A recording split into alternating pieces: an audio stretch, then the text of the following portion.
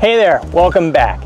And it is time for another hard hat episode. Yes, the $7 Home Depot purchase has been pretty effective, and I hope you are wearing yours because shit is falling from the skies.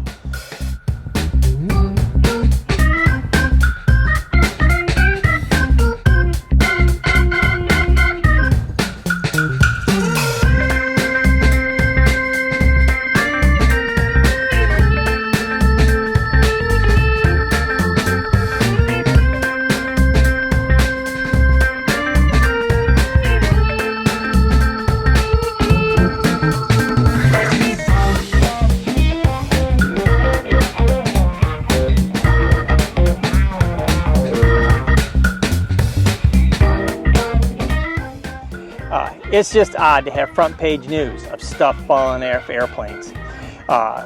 Doors falling off is the big one. I mean, remembering bolts, that doesn't seem to be that hard, but Boeing has certainly been a shit magnet. Alaska has been a shit magnet. I mean, don't forget Alaska also had that issue where the jump seat pilot was trying to shut off the engines in mid-flight. And they started to write the book on crisis management. But then followed by United, who's had a whole bunch of stuff, including a wheel falling off a 777. But anyway, there was even another door that fell off, a Beech 99 over New Hampshire. And fortunately, we've been unbelievably lucky that no one has been injured in all this kind of stuff. And we have to drag NASA into this. A 2-pound dead battery landed in Naples, Florida, just down the street here. Crashed into somebody's house. No one was injured, but a battery going through a house can't be good. Space junk from the International Space Station. NASA decided that they didn't want to bring back what they brought with them, like the rules of going into a national park. They decided that they didn't know what to do with it, so they just tossed it out the window. And then it was tracked by the U.S. Space Force, and so they knew about it, and it landed in Naples.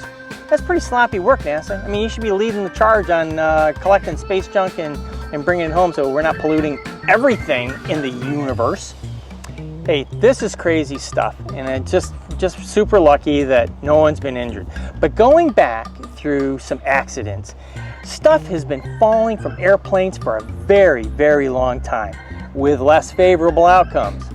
So we opened this segment with a video of a shot zooming into the tower at JFK. And the reason for that is back in 2001, American Airlines lost its tail after takeoff from Kennedy and crashed into Queens. The tail had so much stress on it from wake turbulence from a departing 747 that it ripped off the tail. It was the second deadliest aviation accident in the United States. And in 1989, a United Airlines DC-10, the number 2 engine, the one that's mounted through the tail, disintegrated and parts tore away from that aircraft. The pieces were found over a 70-mile stretch from the accident. This accident was known as the impossible landing. 184 people survived of the 296 on board.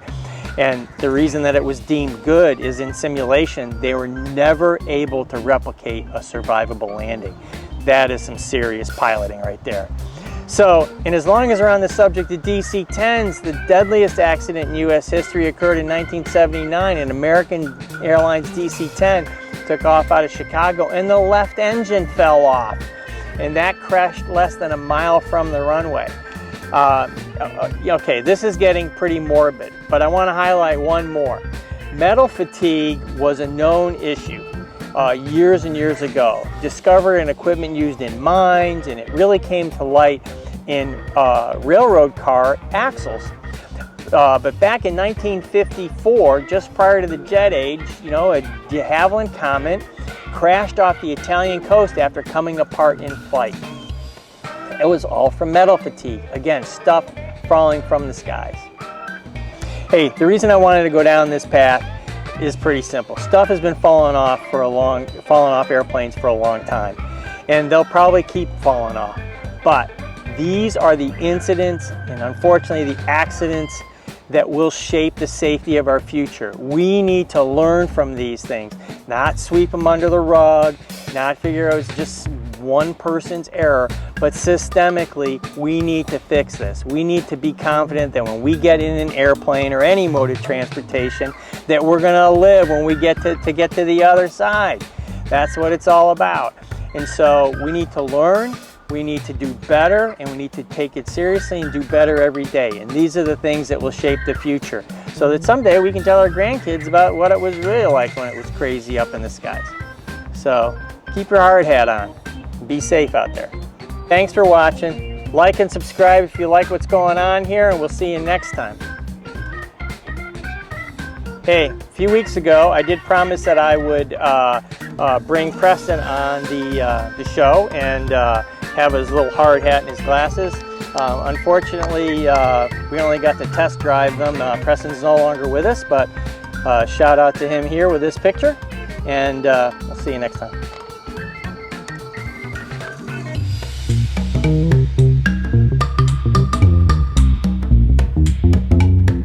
You know, shit, I don't like this one.